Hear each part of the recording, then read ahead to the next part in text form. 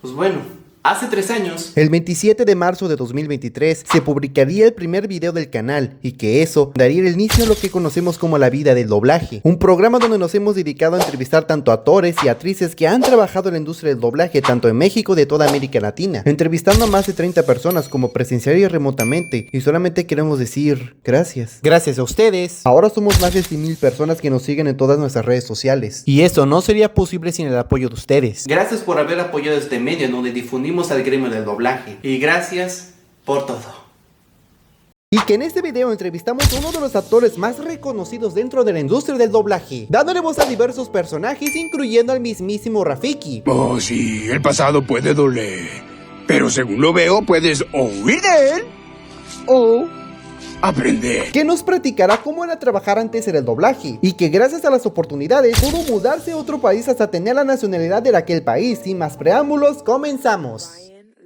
Primero que nada, le agradezco mucho por darme la oportunidad de entrevistarlo. Creo que va a ser una de las entrevistas más especiales que hemos tenido en el programa de la vida del doblaje, porque no estamos hablando de un actor de doblaje que haya estado recientemente en los últimos 10 años, sino que ha estado desde que era tan solo un chiquito, que yo lo veía desde la televisión, en el cine, oyéndolo su voz en todas partes, incluyendo comerciales que yo no sabía que usted hacía, que estamos hablando con el queridísimo el señor Genaro Vázquez. ¿Cómo le va, señor Vázquez? ¿Cómo le fue el día de hoy? ¿Qué tal, Rodolfo? Bueno, pues bien, yo estoy bien, afortunadamente, todo bien, gracias. Solo que hoy, 14 de enero, nos levantamos todos con la noticia del fallecimiento de Gloria Rocha, que para los que no la conozcan, Gloria Rocha fue la directora de proyectos como Sailor Moon, Slam Dunk, Dragon Ball y muchas películas, muchos proyectos. Pues es una triste pérdida, pero bueno, aquí estamos, es muy crudo decirlo, pero la vida sigue. No, sí, la verdad. Pero primero, platícanos sobre cómo fueron sus inicios dentro de la industria del doblaje, porque tengo entendido que usted proviene de una gran familia por parte de política, porque usted, tanto sus familiares, sus tíos, ellos eran gobernadores del estado de Oaxaca, que usted, donde usted proviene, ¿es cierto? Qué amable, gracias por la investigación profunda. En efecto, por parte de mi papá, mi abuelo fue gobernador y procurador de la Ciudad de México, mi tío fue gobernador y muchos de mis primos han estado también dentro de la política. Y por parte de mi mamá, viene todo, mis abuelos eran cantantes en una iglesia, cantantes de ópera, opereta, mi tía fue pianista, mi mamá también estudió piano, mis tíos estudiaron piano, siempre había música y piano en mi casa, ese era el ambiente en el cual yo crecí. Todavía estando en la preparatoria, entré a estudiar la carrera de doblaje, el Instituto de Arte Escénico, que es la carrera de actor donde te enseñan todo lo que tiene que ver con actuación. Al salir de la preparatoria, mi mamá tomó como ejemplo a mi tía, María Teresa Rodríguez, que fue pianista desde los 8 años, tocando en las mejores orquestas del mundo, fue directora del Conservatorio Nacional de Música en la Ciudad de México, y mi mamá me dijo, bueno, si te vas a dedicar al arte, va a ser en serio. Y entré a estudiar la licenciatura en Literatura Dramática y Teatro en la Universidad de México. Eso fue de 1983 que entré a la universidad y es a lo que me he dedicado desde entonces, afortunadamente. Cuando estás estudiando, te reúnes con mucha gente con los mismos intereses. Algunos ya tenían carrera, otros estábamos iniciando de cero en la carrera de actuación y así empecé a hacer teatro, a hacer televisión, a hacer radio, mientras yo ya estaba estudiando incluso en la universidad, en una obra de teatro por ahí de 1983, La Rebelión de los Sueños se llamaba. Conocí a Marina,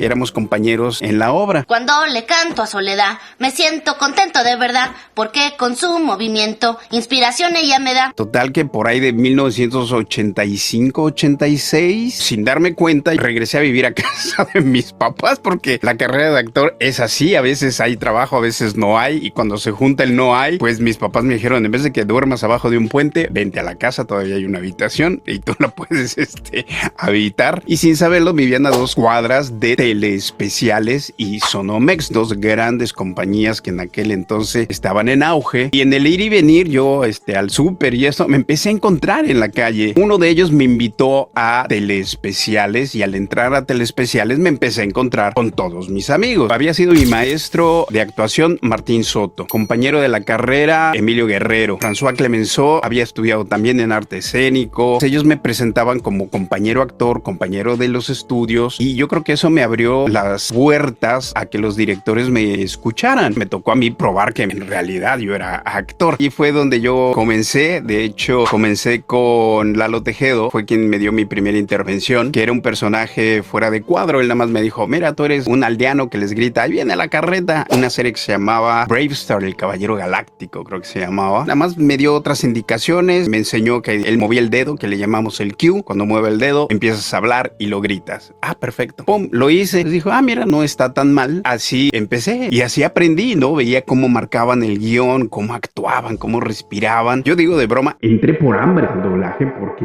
yo regresé a casa de mis papás. No tenía trabajo, pero yo era actor. Encontré en el doblaje esta pequeña beta de ingresos y empecé a trabajar más constantemente, entrando al sindicato de actores Alanda. Te pagaban a la semana. Entonces yo empecé a tener dinero y el cheque iba creciendo. Ya iba comiendo 3 veces al día y luego ya comía carne, ¿no? Y continué con mi carrera de actor. En el doblaje eres muy bien recibido cuando en verdad eres actor. Cuando te dan llamado, no puedes porque tienes función de teatro. Duele, pero es como una palomita, es como un plus. Vas por más entrenamiento para echarlo a andar en el doblaje. Porque éramos muy pocos jóvenes en aquel entonces. Era Yamil Atala, Luis Alfonso Mendoza, Raúl Aldana, Alfonso Obregón, pero él trabajaba en una cooperativa, y yo prácticamente en aquel entonces. Así fue como inicié en el doblaje. Hasta incluso usted lo mencionó, que otra leyenda del doblaje, yo diría que fue gracias a esa persona que le dieron muchas oportunidades a varios actores reconocidos. Por ejemplo, Carlos II como la voz de Goofy de Woody. También usted, Genaro Vázquez, por haberle dado a muchos personajes que tengo esta película, que fue Don Francisco Colmenero. ¡Qué bien! Sí, para usted, ¿cómo fue trabajar con él desde los inicios hasta el punto de darle personajes relevantes que actualmente todo el mundo lo reconoce? Siendo Rafiki, siendo uno de los personajes chiquitos en Hormiguitas, en Nada, porque todavía lo recuerdo. Es sobre la batalla contra las termitas.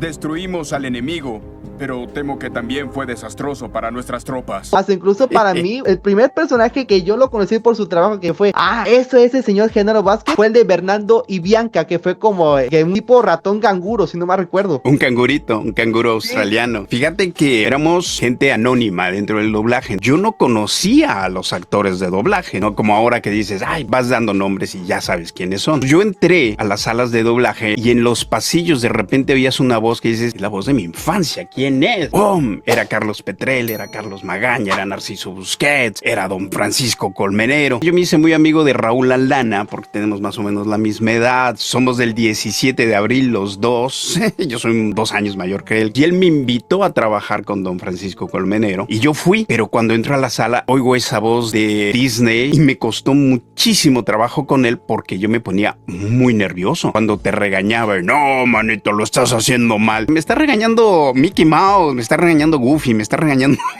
Disney, o sea, me ponía muy nervioso. Y en esa compañía que se llamaba Oruga, él dirigía mucho, pero cuando se crea Audiomaster 3000, yo empecé a acercarme más allá porque yo ya tenía varios personajes por allí. Uno de los acuerdos que tuvimos con la compañía fue que para que yo fuera a hacer mi trabajo, me iban a dar muchos llamaditos en todas las salas para que mi día saliera económicamente saludable. Y entre esos, pues estaba Francisco Colmenero. Empecé ya a reportarme con él porque yo ya estaba más seguro. Habían pasado 2 años, creo que yo ya hacía doblaje. Me fue incorporando él a su equipo, que esto es una lección que él me dio. Hacer equipo significa que te da una estelar y mañana te da policía 1 y cúbreme al conductor 27 y lo haces. Y te da un llamado, un doblete, que son 2 personajes chiquitos y el día de pasado mañana tienes 300 loops en una película. Y así era con Colmenero y con estos directores. Tú haces equipo, tú te rentas como actor y donde te llaman vas y lo haces con todo gusto. Eso pasó con Don Pancho Colmenero, que me dijo eso y dije, claro, esa es la clave de trabajar en equipo. Él fue todo un maestro porque cuando a mí me costaba trabajo algún loop, alguna participación, él te daba cositas y te decía, no, mira, el ritmo se agarra desde las primeras palabras. Allí sabes si vas lento o vas corto y te estoy diciendo que estás corto y estás corto. Alárgate al principio, manito.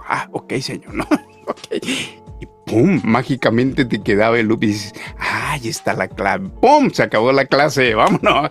Y aparte te pagaban. Era muy bonito. Un gran maestro, don Pancho Colmenero. Oye, Altivo, esto no es para ti. Estás a media ración. Son órdenes de Cortés. Siendo parte del equipo, también tuvo el privilegio de dirigir el doblaje de una de las películas que, aunque para ese entonces ya no tenía tanta popularidad, que era ya al principio de los 90, pero gracias a esa película pues tuvo su propia remontada hacia la actualidad, que ya todo el mundo lo conocemos, que fue por la película de Scooby-Doo, la de los zombies. ¿Cómo fue dirigente esta película? Pues mira, yo trabajaba de director de producción en una compañía que se llamaba Sweet Sing. Y como director de producción te encuentras con muchos problemas. Que un actor no puede llegar, tienes que sacar la película, es tu amigo, pero le tienes que cancelar el llamado porque lo tienes que sacar la película y hacer eso. El ser director de producción significa resolver todos los problemas. Y luego llegan proyectos urgentes y empiezas a llamarle a los directores de la compañía. Oye, tengo un proyecto urgente. Comenzamos hoy en la noche. No puedo. Pasaban proyectos que había que sacar y no había quien lo dirigiera. Y recuerdo que el dueño me dijo, pues dirígelo tú eres director. Ah, bueno, pues lo dirijo yo. Y por eso en esa época de Cartoon Network, yo estuve en muchas caricaturas como Dexter, como La Vaca y el Pollito, Las Chicas Superpoderosas, porque yo estaba allí y de repente me hablaba un director y me dice, oye, que habló fulano y que no llega, cúbreme este personaje. Ah, bueno, bajo al estudio. Y ya, hacías una vocecita. Así llegó esa de Scooby-Doo. Y el estudio de Sweet Sing tenía algo que nos comunicó el director de Fox International, que fue a visitar las instalaciones, que con toda razón me dijo, ¿para qué me voy a salir de las compañías donde yo ya estoy haciendo doblaje y venirme acá si me vas a dar las mismas voces que yo ya tengo allá? Mario Castañeda, Luis Alfonso Mendoza, Gerardo Reyeros. La política de Sweet Sing fue llamar a la nueva generación de doblaje, nuevos actores que no les daban gran oportunidad en otras compañías, a traerlos. Empezaron a salir todos estos proyectos como lo de Scooby-Doo, que yo llamé a gente que estaba empezando dentro del doblaje. Había que tenerles paciencia, pero eran voces frescas, que fue lo que nos pidieron Fox International. Y de hecho tratamos de conservar las voces o lo más parecido a lo que la gente ya estaba acostumbrado con la animación. Yo le hablé a Arturo Mercado, que él hacía a Shaggy. Procurábamos conservar las voces, ¿no? Luego había gente que ya no hacía doblaje, que eran series muy viejas, pero sí, esa era la anécdota. No, sí, la verdad que hace incluso platícanos sobre cómo fue que se quedó siendo la voz de uno de los personajes más sabios dentro de la animación, que incluso ya se lo mostré y creo que se lo voy a mostrar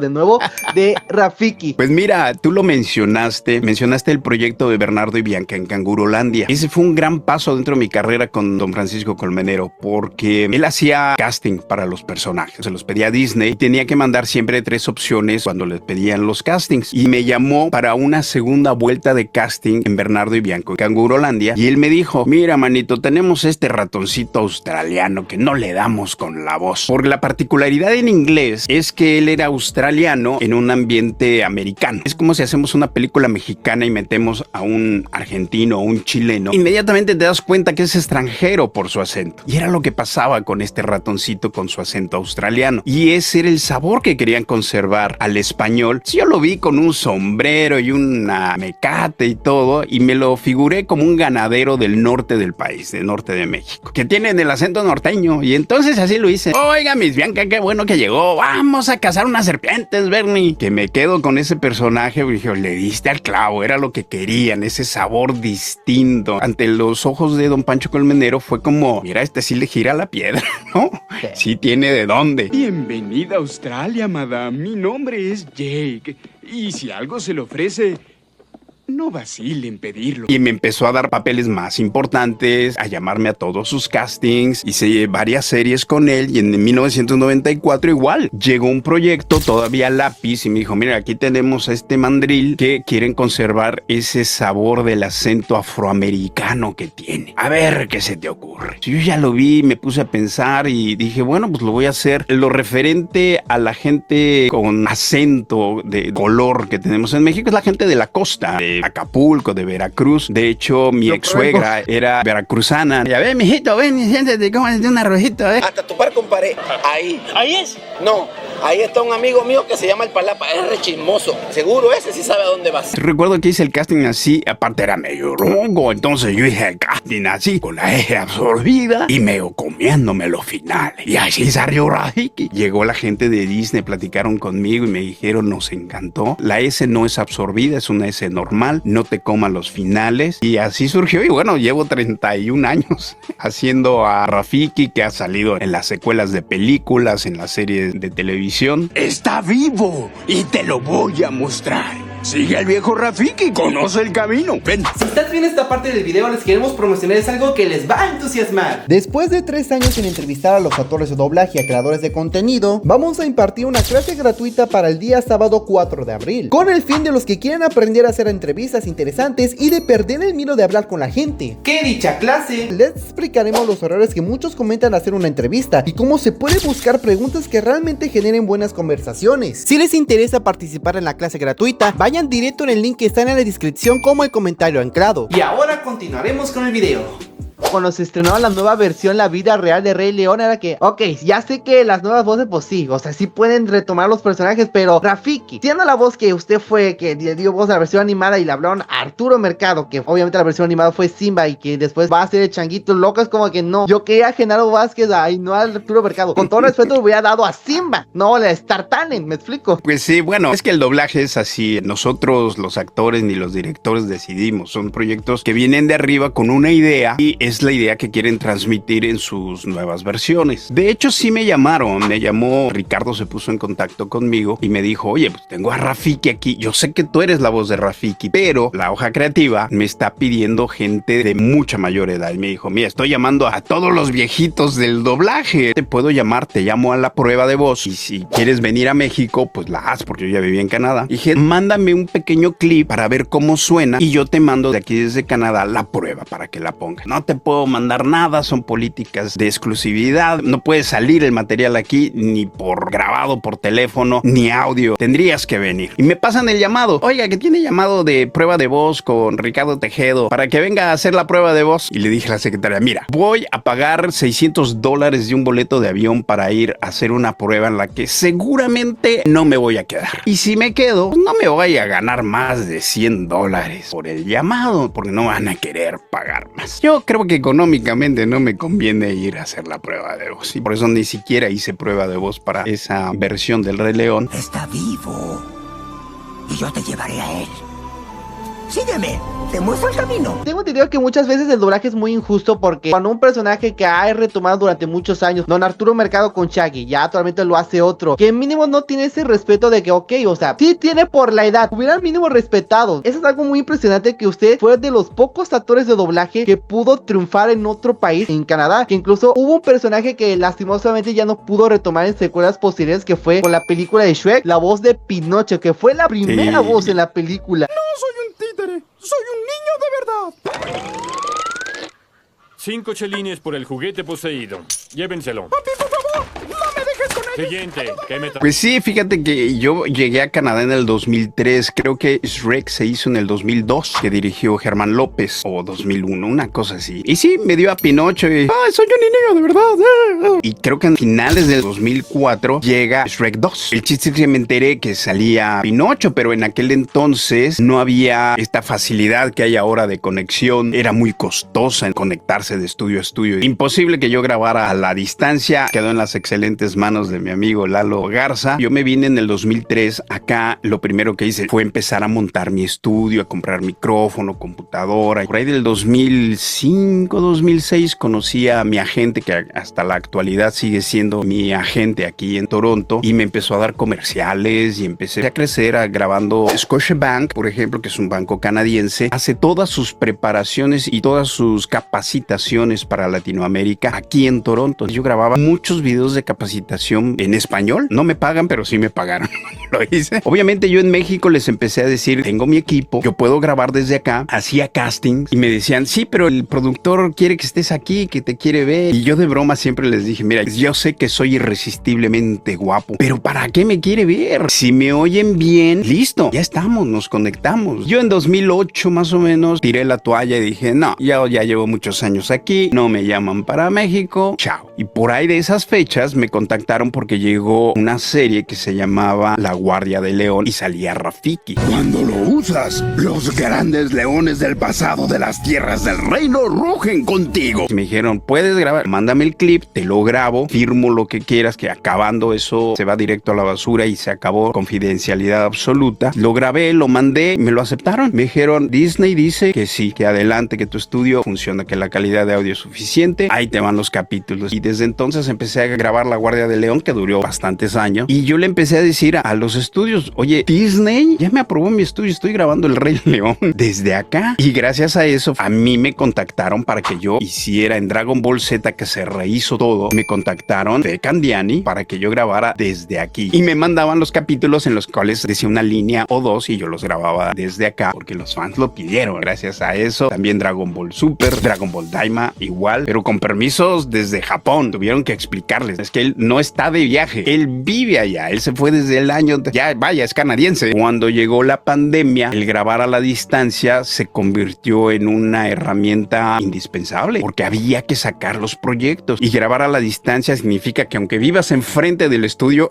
no ibas a salir de tu casa, no ibas a venir al estudio. Me empezaron a llamar nuevamente, me hicieron pruebas con mi micrófono, funcionó, me lo aceptaron. Ahora se han cerrado un poco más a grabar a la distancia, muchos cerraron filas y dijeron, no, aquí nada más vamos a grabar presencial, se acabó la grabación a la distancia. Pero hay otras compañías que sí lo siguen haciendo y afortunadamente sigo grabando con ellos. Ayer grabé con Oscar Bonfilio, me dirigió, grabamos un proyecto muy interesante y yo sigo trabajando, no al ritmo cuando yo vivía en México, pero sigo trabajando afortunadamente. No solo actor de doblaje, yo he hecho televisión aquí, he hecho teatro en español, en inglés. Usted había dado voz oficial de uno de los comerciales de Little Caesar allá en los Estados Unidos. Yo no sabía que era usted. Una pizza grande de Little Caesars con suave orilla de pretzel, con una cremosa salsa de queso cheddar, pepperoni y una mezcla de 4 quesos. Ah, pues sí, y ya desde hace casi 15 años, creo. Ayer precisamente tuve una grabación con ellos, toda una historia con Little Caesars. También soy la voz de Toyota aquí en Canadá. Yo me sigo reportando y a los que conozco les digo, yo ahí estoy,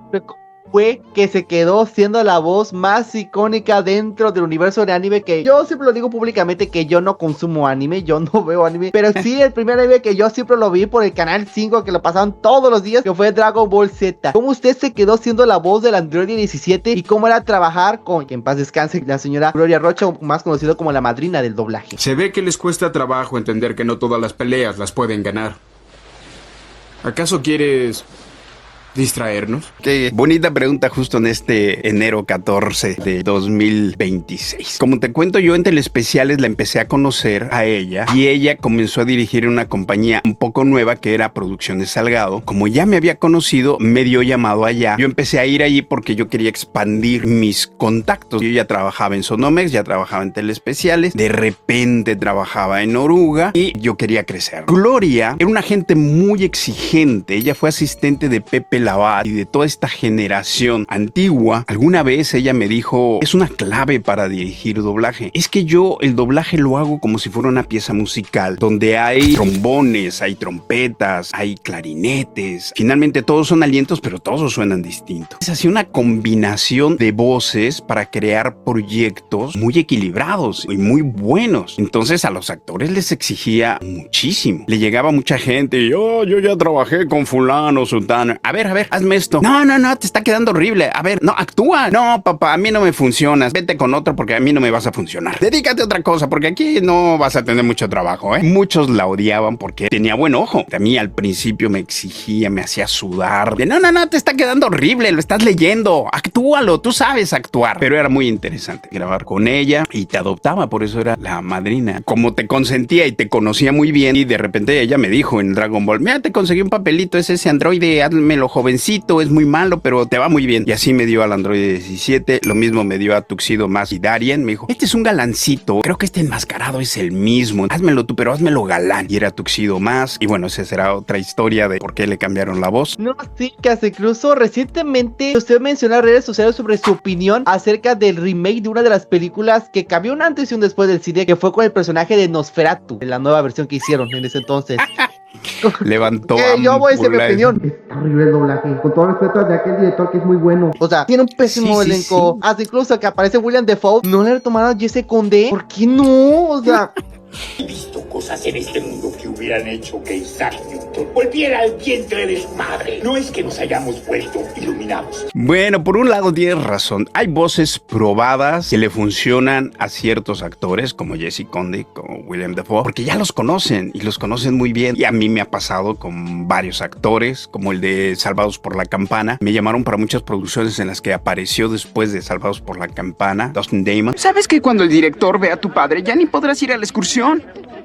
Suena más triste que el final de E.T. Pero este proyecto de Nosferatu, digo, con todo respeto para todos los actores, no es que sean malos actores, son actores de teatro, actores de cine. Pero como te decía, una cosa es cine, otra cosa es televisión, otra cosa es teatro. Cuando actores de teatro llegamos a televisión, no sabes a mí cómo me regañaban, porque yo acostumbrado en teatro a ser grandilocuente, porque el de la fila Z te tiene que escuchar y ver. En televisión te mueves y te regaña el director de cámaras. ¡Date quieto! ¡Te me sales de cuadro! Por ejemplo, aquí mi mano salió de cuadro. Te levantas como en teatro. Oigan, no te levantes tan rápido que me corre. En Nosferatu vi a muchos actores, los vi que eran de teatro. Definitivamente deben tener talento, han hecho cine, pero doblaje es distinto. Tienes el oído del espectador aquí enfrente, a una cuarta de tu boca. No tienes por qué gritarle y hablarlo todo como si fuera teatro. Y la cosa está que un director debe saber esto para sacarle lo mejor a los actores. Hay distintos tipos de dirección. Hay directores en doblaje que te regañan y te ponen nervioso, y esa es su técnica. Hay directores como Guillermo del Toro que consiente mucho a sus actores. Son estilos de dirección, pero el director sí debió decirles, no,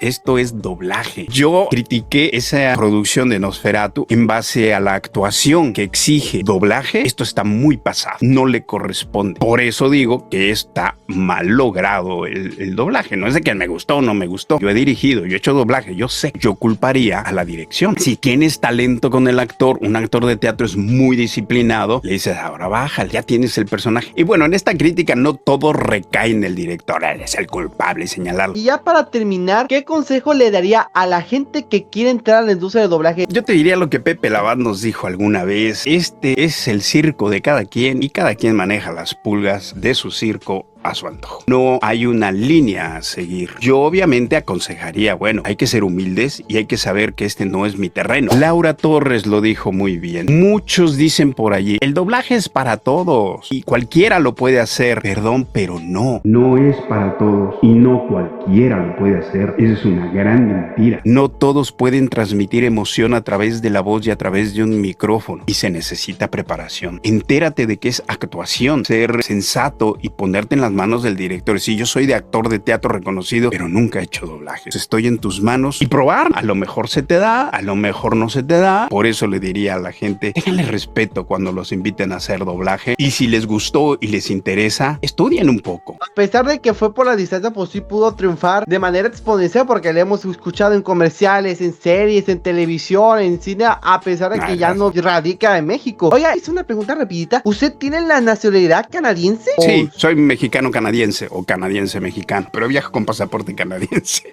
que nos tratan mejor como canadienses. Entonces el doblaje, güey, que está mal informado, porque dice obviamente su nombre completo, su fecha de nacimiento y tal, pero nacionalidad dice nacionalidad mexicana. Yo no creo. Si el señor Genaro Vázquez, que estuvo más de 20 años en Canadá, pues yo intuyo que ya le dieron su nacionalidad desde hace, no sé, 10 o 15 años. Afortunadamente, sí, soy canadiense. Tanto México como Canadá tienen la opción de conservar la doble nacionalidad. Luego me da flojera sacar mi pasaporte mexicano, pero seguiré siendo mexicano. Mi acta de nacimiento es de mexicano. Eso es muy lindo. Yo le agradezco mucho por darme la oportunidad de entrevistarlo. Creo que, como le dije anteriormente, ha sido de esos actores de doblaje que me ha marcado mi niñez, porque yo la he visto desde televisión. Yo me acuerdo el primer personaje que yo lo veía era de Bernardo Inviaca, que siempre lo pasaban casi todos los días en Disney Channel. Y es como que, ok, ya vi esta película, a ver, me voy a echarme otra película. El Rey León era que Rafiki, es el mismo que el cangurito. Y ya veía otros proyectos como que estoy escuchando la voz en cangurito, y ya como fue que inicié mucho de la investigación sobre qué era el doblaje, hasta el punto de crear el programa que todos conocen como La Vida del Doblaje. Te lo agradezco mucho, Rodolfo. Gracias por investigar tanto acerca de mí y llegar preparado a platicar conmigo. Eso lo agradezco muchísimo. Pues son preguntas distintas, es otro enfoque que le podemos dar. Y gracias por crear crear esta página dedicada al doblaje. Y ya para terminar, no sé si gustaría despedirse de los grandes personajes que alguna vez haya interpretado. Ah, claro que sí. Screech, salvados por la campana. Oye, Zack, el señor Belding va a venir y yo me va a encontrar metido en un frasco de mermelada. Y también Jake, señorita Bianca y Bernie, nos vamos a cazar unas serpientes. Gracias por invitarme a tu programa. Y yo sé quién eres. Eres Rodolfo. Y recuerda que el pasado suele doler, pero según lo veo, puedes o huir de él